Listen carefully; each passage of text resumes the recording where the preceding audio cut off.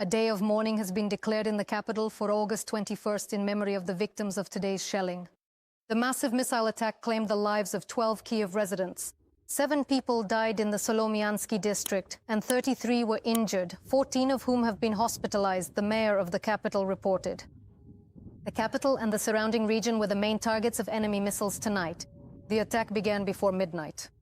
Kyiv and Brovary were shelled by 24 ballistic missiles and zircons. The consequences were felt in the Solomianskyi, Sviatoshinskyi and Darnitskyi districts. A children's hospital was damaged, and people were trapped in one of the shelters, but they were successfully rescued. 2 hours later, dozens of cruise missiles from enemy Tu-bombers were added to the ballistic missiles, which were also mainly headed for the capital and the metropolitan area. Monitoring channels reported a massive shelling of Borispil. At the same time, Kyiv was attacked by jet-powered Shaheds. The air raid alert in Kyiv lasted for almost 9 hours. And in the capital's Solomianskyi district, where, according to the mayor, there are already 7 dead, TSN correspondent Alina Lisova is working. Alina, we see you again. Tell us what has changed since the previous report. What new details are known to you? Are the rescue operations still ongoing? Right here at this location in the Solomianskyi district of the capital. However, behind me you can see the most damaged building. It is a 9-story residential building. However, it is not the only one that suffered damage here. There are actually damaged objects on 2 parallel streets here. This includes the parking lot where cars were burning, as well as other buildings that sustained damage from the blast wave. But it is in this 9-story building behind me that there are fatalities. It is currently known that 2 people whose bodies were found here have died. People say that around midnight they heard a very loud explosion, and while windows, balcony frames, all of that started flying out, a fire also started on the upper floors, and the 9th and 8th floors of this building were partially destroyed. Let's take a listen. There was a fire that unfortunately spread downwards from the 9th floor all the way to the 7th floor. And he couldn't get out. The firefighters said the ceiling collapsed and the door was blocked, so he couldn't get out. He stayed inside, couldn't get out, and then the firefighter said that by the time they broke down the wall, he had suffocated. They broke down the wall and only then he had suffocated. I just jumped up when the window flew at me. Glass, this, bricks, and so on. There are no windows, the doors are wide open. In general, everything was damaged by this very thing. We are on the 9th floor, this is the 2nd opening. In the apartment next door, everything was completely on fire.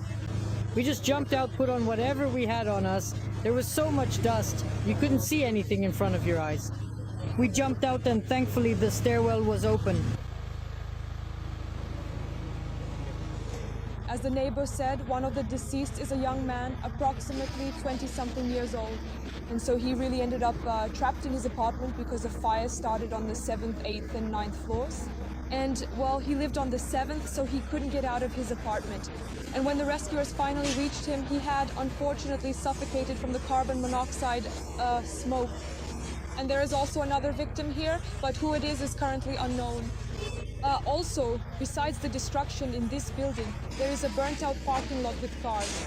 A kindergarten and a school located nearby were also damaged, as well as a children's hospital. Let's hear from the SES. We managed to rescue 9 people from this building. There is partial destruction of the 9th and 8th floors. The fire was on the 7th, 8th, and 9th floors. As of now, the fire has been extinguished. Emergency rescue operations are underway. They are continuing. According to our information, we do not have precise information, so to speak, on whether there are people under the rubble, and we will be able to be certain only when we have completely finished the clearing. Indeed, rescuers are currently continuing to work at the scene. Special equipment is also operating here. That is various robotic systems that are removing all the construction debris, trying to reach the apartments that suffered the most damage. People are not yet being allowed back into their homes. Those who were able to go up took the most essential things, documents and warm clothes. But others are currently waiting here under the building. And there are also tents here from the National Police and other services where one can apply for the appropriate assistance. So that is the situation here on the scene for now. Ira? Thank you, Alina. Thank you for your work, for the detailed information. We ask you to take cover in a shelter now if possible, as an air raid alert is sounding in Kyiv. We are aware of the danger from the Shahed drones moving toward the capital, as well as the cruise missiles. So please stay in safe places.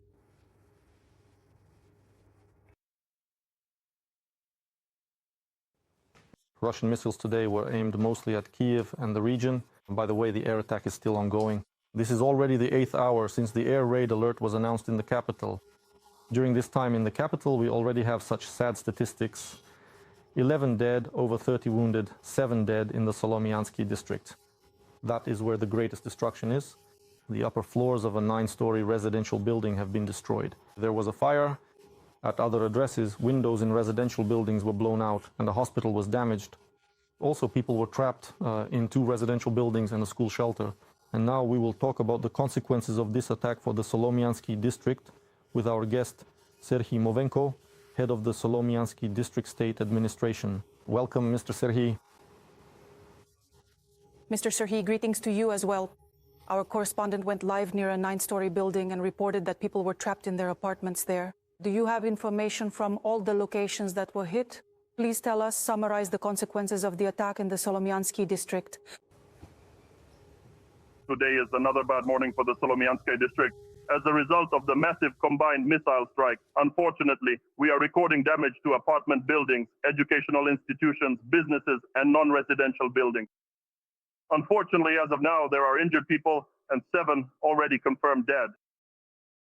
A headquarters for providing primary assistance to residents of the affected houses and apartments has been set up at school number 59, located near the epicenter of the explosion. Residents can go there to receive all necessary assistance to apply for the state e-recovery program and to process payments from the local Kyiv city program, Kyiv of the Future. All relevant services are working on site, the state emergency service, police, and ambulance.